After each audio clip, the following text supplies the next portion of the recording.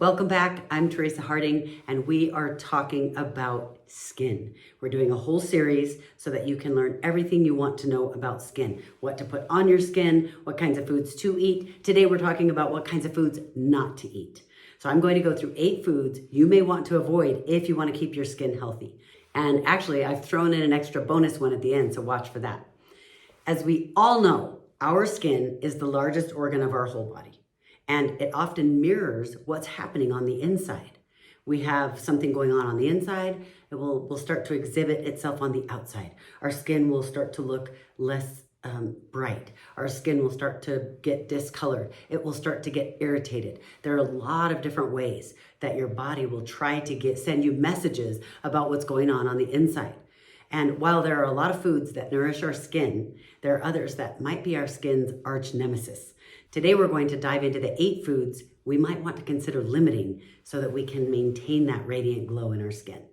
The first one is sugary sweets and pastries. I know. It's a bummer, but they're not great for us. These are not just enemies of your waistline, but also of your skin. Doesn't mean you can't have it at all. Let's just limit it.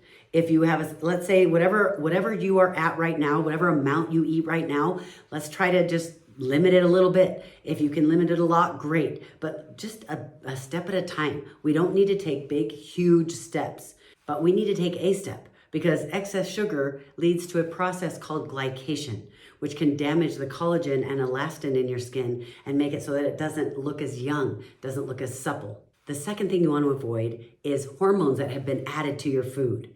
Sometimes hormones are added to fish, to chicken, to beef, all kinds of meat. It can be added to dairy products, or it can be given to the cows that you're getting the milk from. And for some people, especially those people who are prone to acne, foods that have added hormones can exacerbate breakouts. And for some people, especially those of you who have acne-prone skin, foods that have added hormones can exacerbate breakouts. And they stop your skin from being smooth and silky. Yes, I said silky. The third thing, I know they're crunchy, they're crispy, they're yummy, but they're costly for your skin. Fried foods. They can contribute to an inflammatory response, and it can potentially lead to skin conditions like acne or eczema or even worse. The fourth thing is salty snacks.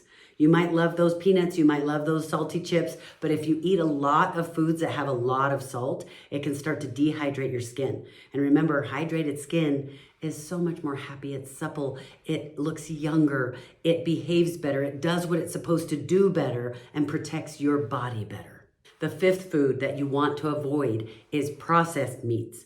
I didn't say meats. A lot of times people will put one food into the same category as the same food processed. They are not the same thing. They do not do the same thing inside your body. Your body responds completely differently. This is processed meats, not natural, not healthy. They're often high in salt. They're often high in unhealthy fats.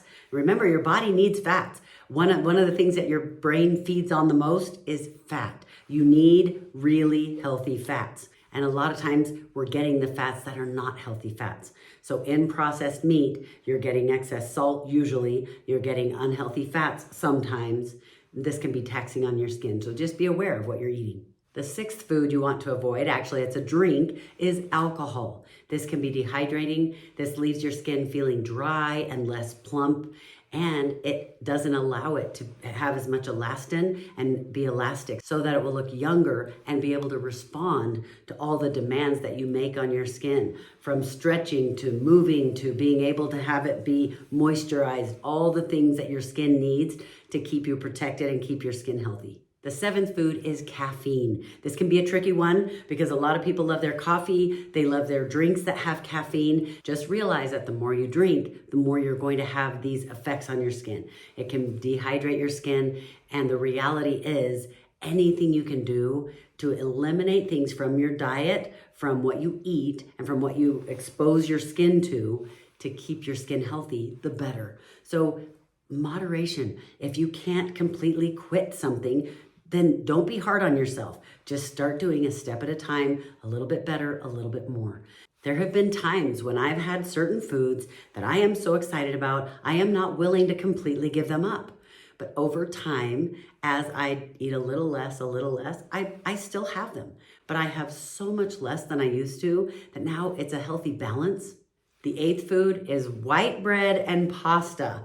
I know it starts to sound like you can't have any fun. Yes, you can have fun, but moderation, and realize there are so many healthy alternatives that taste just as good. And I have friends who eat extremely healthy, really only natural healthy, and it doesn't have to taste bad. These alternatives can be good. I have some friends who are ultra extremely healthy in the way that they eat, and their food is disgusting. I do not like it. It tastes gross.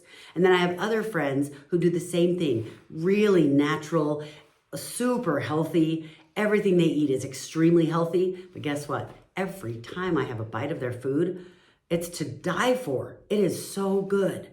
I absolutely believe just because we want to eat healthier doesn't mean it has to taste bad. It doesn't have to be something that we can't enjoy.